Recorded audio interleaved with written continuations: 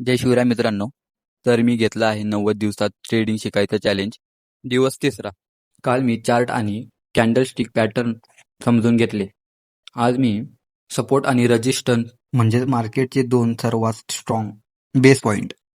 ट्रेडिंगमध्ये हे कन्सेप्ट समज तर मार्केट डायरेक्शन ओळखायला खूप सोपे जाते. सपोर्ट म्हणजे काय? जिथे प्राइस खाली येतो आणि पुन्हा वर बाउन्स होतो तो लेवल म्हणजे सपोर्ट लेवल. इथे बायर्स ॲक्टिव्ह होतात.